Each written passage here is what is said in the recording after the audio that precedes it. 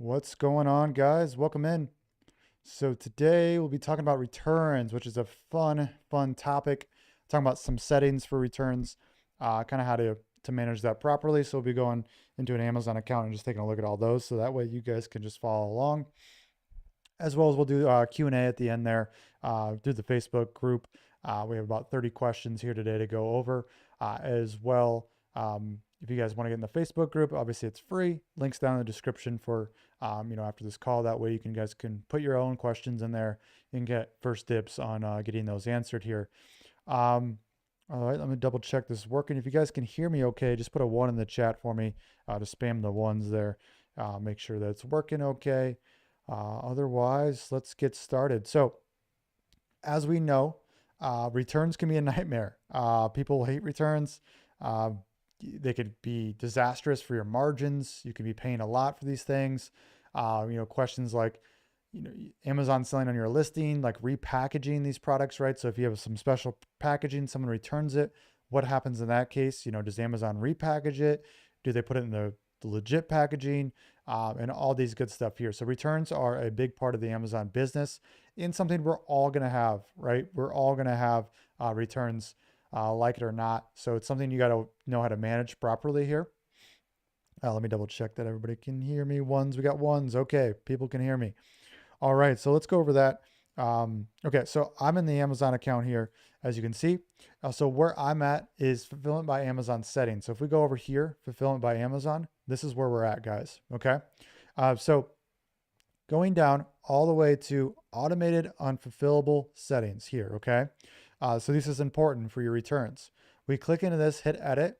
All right, and it takes us to this page. I know my face is in the way for this first tab here. Let me see actually what that looks like here. Yeah, so we see enabled or disabled. What it says behind my face is automated unfulfillable settings, okay? So what those are is essentially what happens when a product is returned and it's unfulfillable.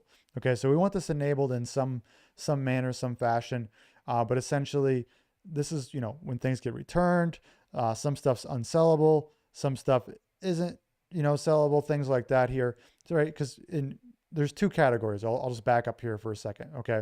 So unfulfillable, meaning that the product in some way is damaged or destroyed by the customer or ripped open, something like that, right? Where we have fulfillable returns. Okay. Fulfillable returns, what those are is someone just got the box of your product, determined, in 4 days they haven't opened it, they don't want it, they send it back, they return it. Well, that's going to go right back in your inventory. Okay, perfect, right? That's what we want, that's what we hope. But when I return stuff, I rip that bad boy open, I take a look, I'll mess with it, don't like it, I'll send it back, right? So that's where most of these returns are coming. So we want this enabled here. Okay, so going down to enroll and value. So under my face right here, what this says is enroll, and maybe I can move this up a little bit here so you guys can see. There we go. Enroll and value recovery options right here. So what this is we're essentially telling Amazon what to do with our product. When it's unfulfillable, when it's returned, opened, used in some way.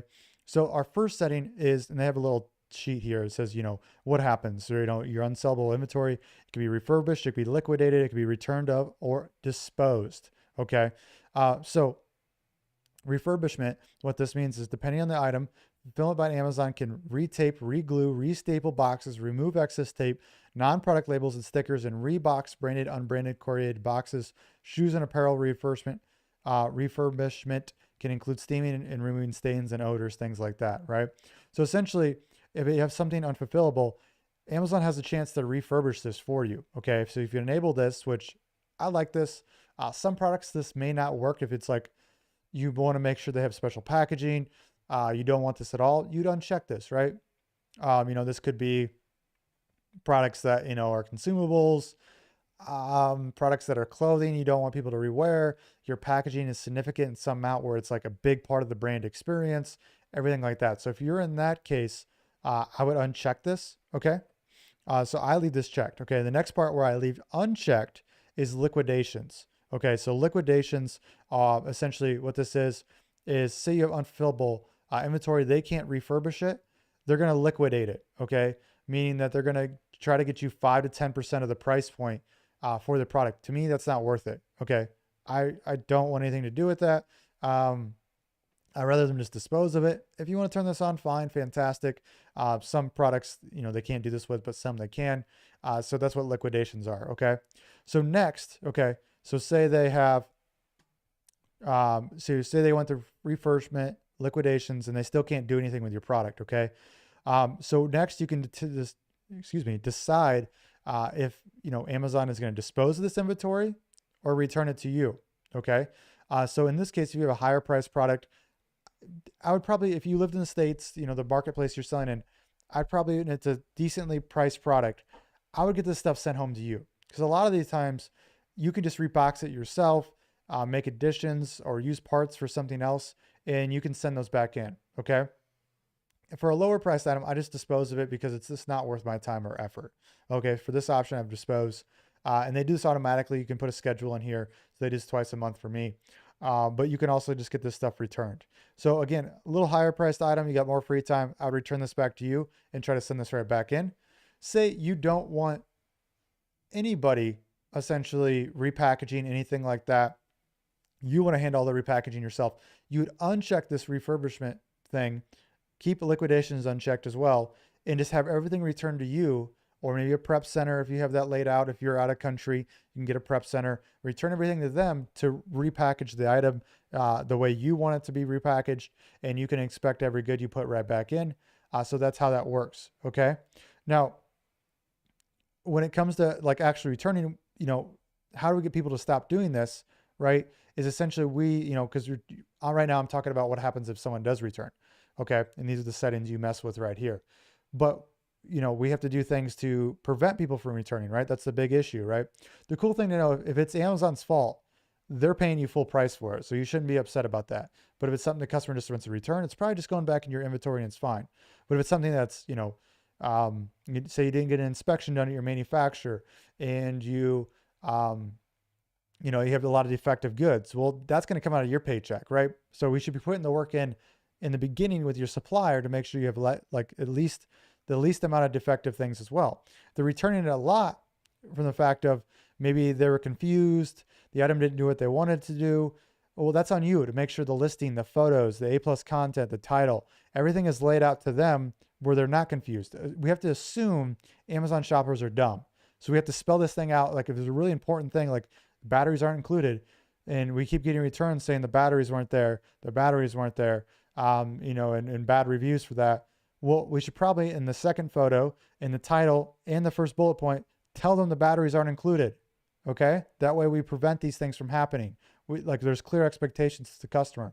We have to assume they're dumb here. Okay? Next, I want to talk about, let's see here. So fulfillment reports. So how we get here to go deeper in this return stuff, right?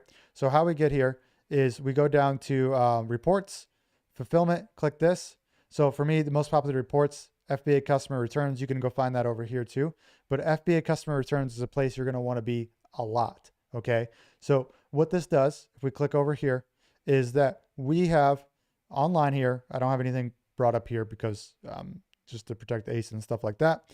But over here, we can go to event date, put in a big event window, last 2 months, last month, whatever it is, and hit generate report. I usually don't put anything in here unless you want to see a certain SKU or ASIN, but I want to see every product return essentially.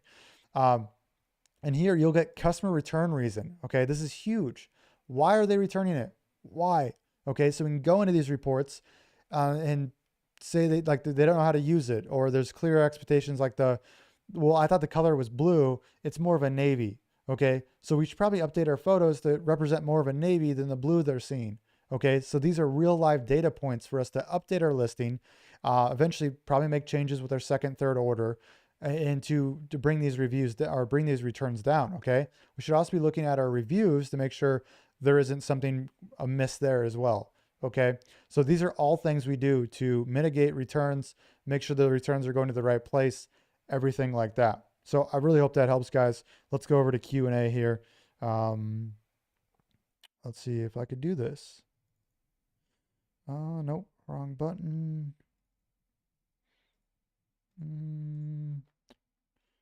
Okay, there we go. Hit OK. Okay, we can move my face. Oh, not that.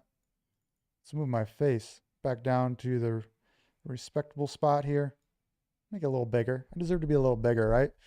Not this tiny little guy on the screen here. Okay. All right, so let's get to Q&A, guys, here.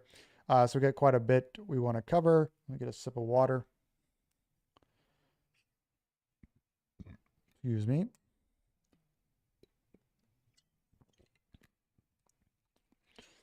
All right, Dave. We got Dave Peters here. So what's a proper click-through rate you suggest to try to maintain? So over 10% is good. Click-through rate. Okay, sorry, that meant conversion rate. Click-through rate. That's a good question. This is something I don't look at too much, because it depends. It depends on reviews. It depends on obviously your hero image and title. You can make changes to. That's a good one. I probably should look at that data a little bit more, but what I'm more concerned about is, ACoS, my PPC, my conversion rate, and driving more traffic. So Dave, I don't have a good answer for you, man. It's dependent on the niche as well. If you're in a niche with home decor, your click-through rate's going to be so much smaller than like a lemon squeezer category or a spatula category, or something, that has more intent, where home decor is people are doing a lot more window shopping where they're looking for their favorite design or favorite kind of rustic material, or if it's farmhouse style or modern style or minimalistic style, right? And then they click through once they find their style. So I don't have a good answer for that, Dave. I apologize. Next, Oscar. I'm going to start doing YouTube videos about my product. What are the best practices for a good YouTube video besides the obvious good audio video quality? I know influencers work for you, but you would have to start from scratch doing it all by yourself. What would you focus on? Video. I would do videos based on problems, right?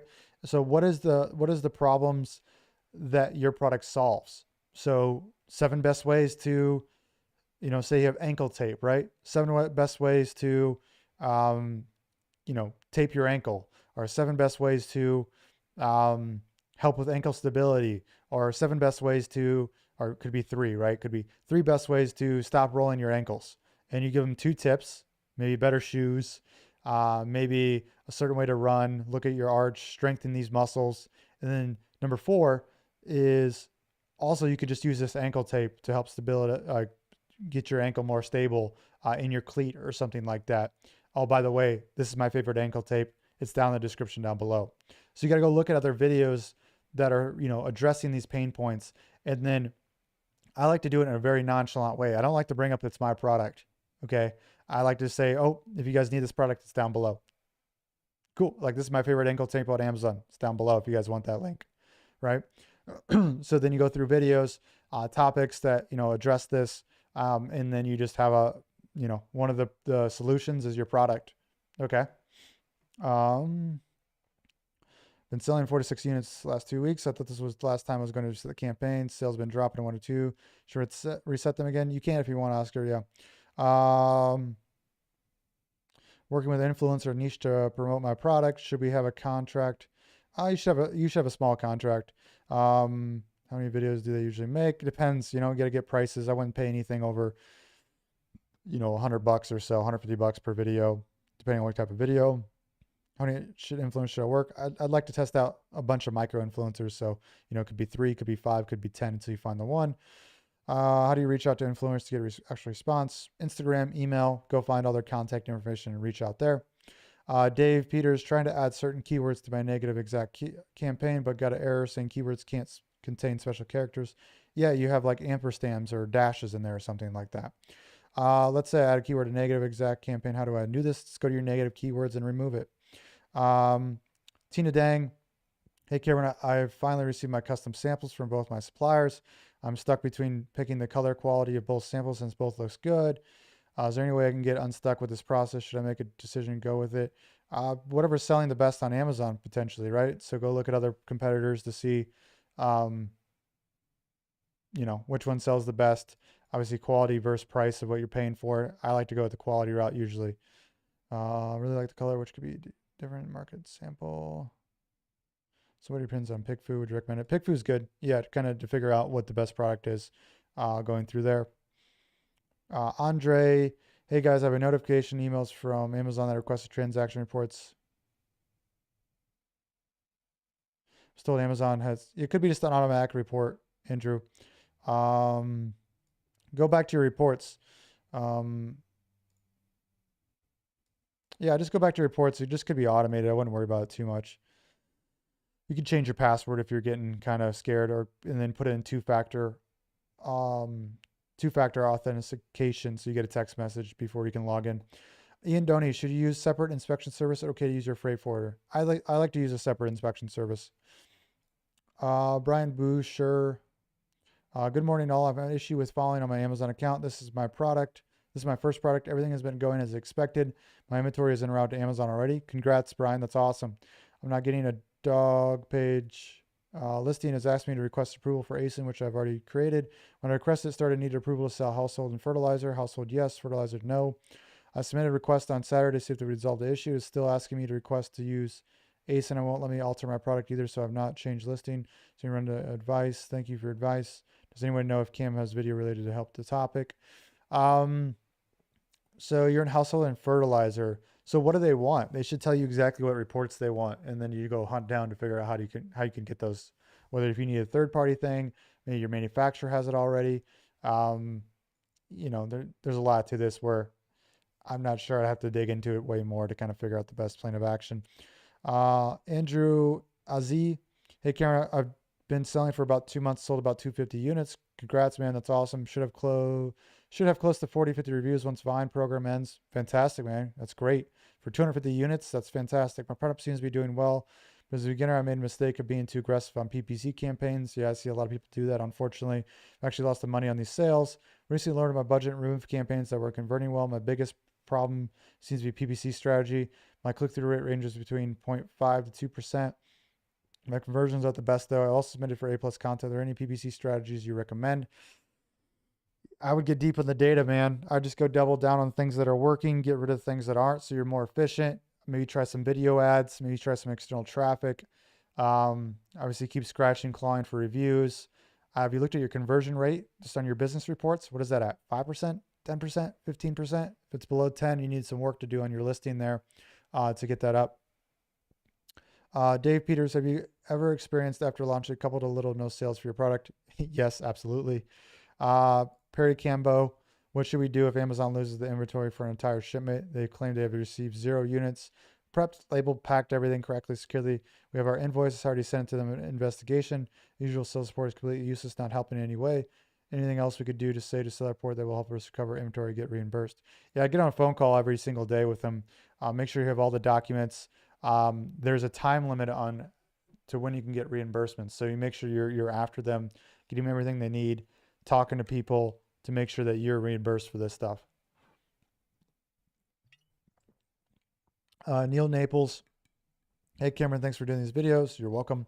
A question regarding setting up my seller account. Recently formed LLC in Delaware, obtained a business bank account, credit card, used Delaware to my LLC based on recommendations of your past videos.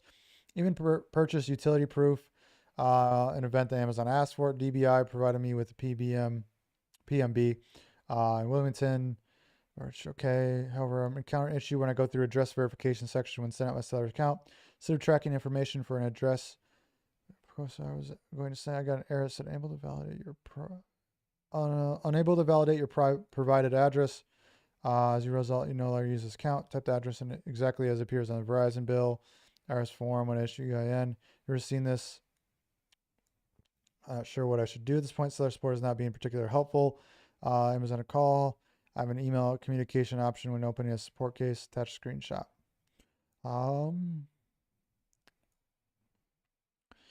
Yeah, it's a tricky one, man. It's a tricky one.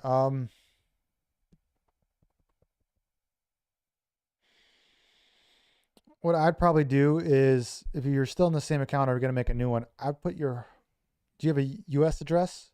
Are you in the US? If you're US, put your home address, get everything going through that, and then you can maybe change it later. I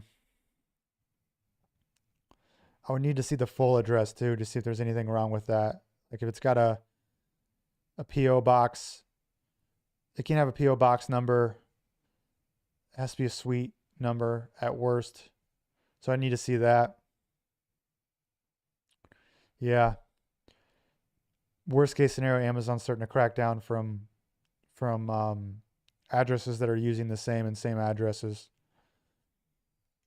Yeah, I need to know more to help you out a bit more. You can look at Appeal Wizards if you want some same thing with Perry here. You can go to Appeal Wizards and they could help you out potentially with that too if you want to pay for some help to get that done quicker. What should my storefront name be? Dave Matthews, whatever you want it to be, man. Your brand or whatever. Oscar Leon, how can you actually see if your influence is actually driving traffic? Amazon Attribution. Jenny, hi Cam, is better to have FNSKU printed on the actual product or just placed sticker on the packaging? I like to print it on there if I'm getting a design printed, but either one works. The back of my product has plenty of empty space for FNSKU. I think I'll just save money on labels by having it printed. Yep, that's what I would do. By the way, your Q&A lives are the most helpful videos on YouTube. Thank you, it means a lot. Stephen Fu, thanks Karen for the Q&A stream. You're welcome. Been watching some FBA people on TikTok, checking out PPA campaigns. I'm sure you mean C. When starting PPC campaigns, is it a sort of de facto rule to have automatic campaign and let it run to see how it works? Then negative bad keywords, you can do that, but automatic campaigns shouldn't be your main focus. Should be phrase and exact. I like to use auto-defined product ASINs to bid on. Dave Peters, extracting keywords from auto broad phrase, putting them exact should help those bids increase the ones in exact. Yeah, exact should be higher. Dave, can I run coupons on my product the first few weeks? Yes. Recommend start adding keywords to exact campaign after a week. Yeah, you could do that if you have the data. Brandon, hello Cam, can you please talk about tracking IDs on Amazon after creating a shipping plan? Also, where you get them and from and required to fill them in on Amazon. I usually don't fill those out, but you can get it from your freight forwarder. Dave Peters, when sending influence linked to a special URL, Amazon Attribution, I would do that. Or you can do like a Pixelfy me or something. You send it to Canada, my man. Sorry, Dave, I'm going to get to some other people here. It's like 10 questions from you. When submitting products to Amazon FBA, what is the cheapest way? I think sell somewhere about Amazon Logistics. Product statement. Submitting product depends. If they're international, Steven, you should get a freight forwarder. If they're, you're in the States, you're going to the US marketplace, then you do their partnered carrier program. It's pretty cheap there. Hunade Khan, Cameron James, also hope you're doing well. Thank you. I wanted to ask if there's any way we can get reviews, ratings on Amazon other than Vine. I already have 22 ratings, which I got. Don't have friends and family in the US. You can create a review system. So, a lead magnet that goes to an email list, a QR code in your product insert that goes to an email list, and then you can email these people afterwards. So, it could be a PDF guide on, value that customer would enjoy, things like that to get them on your email list.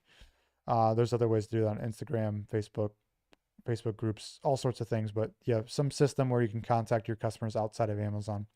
Also, make sure you request reviews through the back end of Amazon, like manage orders. Tina Dang, when it comes to creating an instruction manual in your product, would it be best to hire a designer? It'll be a basic instruction, but I'm not that creative. Yeah, make sure you write the instructions and then have a designer put it on a PDF. Should be pretty simple. You can use Canva.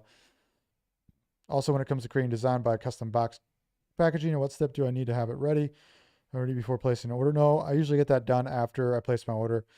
Do I need a box size format for my supplier first before talking to my box designer? Yeah, just ask your supplier for the box die line or the size of it. And yeah, same goes with instruction manual. Yeah, you can ask them how big you can make the insert. Yeah. So you can get that all from your supplier. All right. Cool, guys.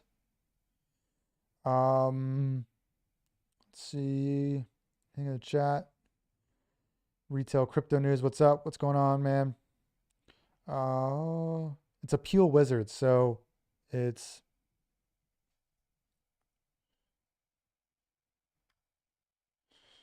there it is down there. Appeal Wizards, actually. And if you use Cameron James code, you'll get a discount. That should be in the About section of the Facebook group too. Back to, let's see here. Where's that at? Cool, guys. That's all I have time for it here today. Hopefully this was helpful. Make sure you get in the Facebook group, subscribe. If you guys want to get first dibs on questions, we'll have some PDFs coming out here in the next few weeks, so that should be helpful. Otherwise, guys, we'll see you on the